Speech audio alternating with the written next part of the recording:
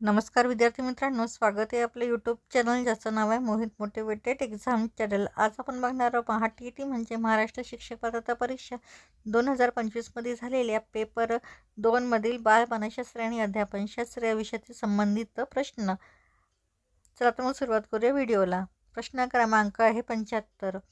एखादा विद्यार्थी परीक्षेत नापास होतो पण तो क्रिकेटमध्ये नेत्रदीपक यश मिळवितो। हे उदाहरण खालीलपैकी कोणत्या मानसिक संरक्षण यंत्रणेचे आहे? पर्याय आहे प्रक्षेपण, प्रतिपूर्ण, तादात्म्य, नकारात्मक। तर याचं योग्य उत्तर आहे पर्याय क्रमांक 2 प्रतिपूर्ण। प्रश्न क्रमांक 76। रॉबर्ट गॅग्नी यांनी अध्ययनविषयक मानसशास्त्रातील तत्त्वे प्रस्थापित करताना अध्ययनाचे 8 प्रकार मांडून त्याचे स्तर निश्चित केले। एकाच स्तराचे अध्ययन झाल्याशिवाय वरच्या स्तरात अध्ययनाकडे जाता येत नाही। त्यानुसार संकेत अध्ययनानंतर खालीलपैकी कोणता स्तर येतो? पर्याय आहे शृंखला अध्ययन, शब्द साहचर्य अध्ययन, उद्दीपक प्रतिसाद अध्ययन, गुणित भेदाभेद अध्ययन। तर याचे योग्य उत्तर आहे पर्याय क्रमांक 3 उद्दीपक प्रतिसाद अध्ययन। प्रश्न क्रमांक 77। विद्यार्थ्याने अभ्यास करताना विश्लेषण करणे, तत्व शोधून काढणे, त्याचे उपयोजन करणे यावर भर असेल तर अध्ययन संक्रमण होते। हे कोणत्या अध्ययन संक्रमणाच्या उपपत्तीमध्ये मांडले आहे? पर्याय आहे सामान्यीकरण उपपत्ती, समान घटक उपपत्ती, शक्तिवादी उपपत्ती, बॅगलेची उपपत्ती। तर याचे योग्य उत्तर आहे पर्याय क्रमांक 1 सामान्यीकरण उपपत्ती। त्यानंतर प्रश्न क्रमांक 78।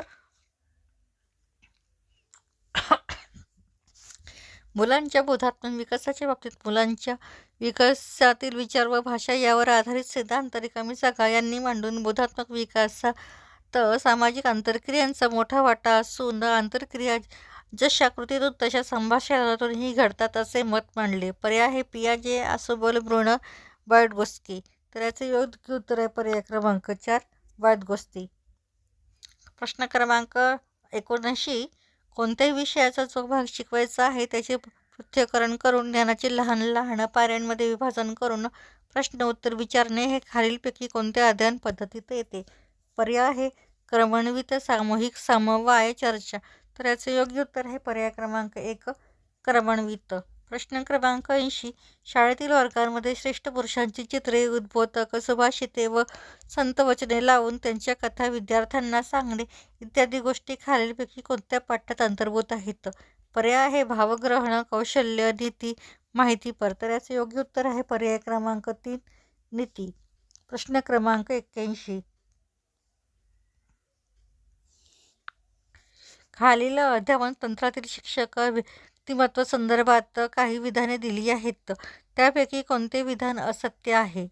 पर्याय आहे शिक्षकांचा व्यासंग, अध्यापन पद्धतीवर प्रभुत्व, अध्यापन प्रक्रियेतील सर्वांगीण ज्ञान, नवनवीन विचार प्रवाहांची व तंत्रांची ओळख या सर्व घटकांचा विद्यार्थ्यांच्या शिक्षणावर मोठा परिणाम होतो। विद्यार्थ्यांच्या मनात विषयाबद्दल आवश्यक त्या अभिवृत्ती व अभिरुची निर्माण करण्याचे कार्य शिक्षक करतात।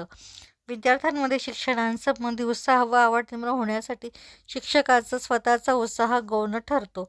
अध्यापनात शिक्षकाचे स्थान अनन्यसाधारण आहे।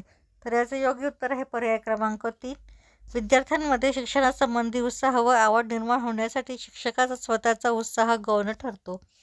त्यानंतर बघूया प्रश्न क्रमांक 82। अवबोधातून सामान्य बोधाकडे, पृथक अनुभवातून सर्वसामान्य स्वरूपाकडे, विशिष्ट उदाहरणावरून सिद्धांताकडे जाणारी ज्ञान प्रक्रियेवर आधारलेली हर्बर्टच्या पाठपद्धतीला रिकामी जागा विचार पद्धती असे संबोधले जाते। पर्याय आहे उद्गामी, अवगामी, अनुगामी आणि पुरोगामी। तर याचे योग्य उत्तर आहे पर्याय क्रमांक 1 उद्गामी। तर ही होती मानसशास्त्र विभागातील प्रश्न। व्हिडिओ आवडल्यास व्हिडिओला लाईक करा, कमेंट्स करा, जास्तीत जास्त व्हिडिओ हाईप करून व्हिडिओला शेअर करा आणि चॅनलवर जर नवीन असाल तर चॅनलला सबस्क्राईब करायला विसरू नका।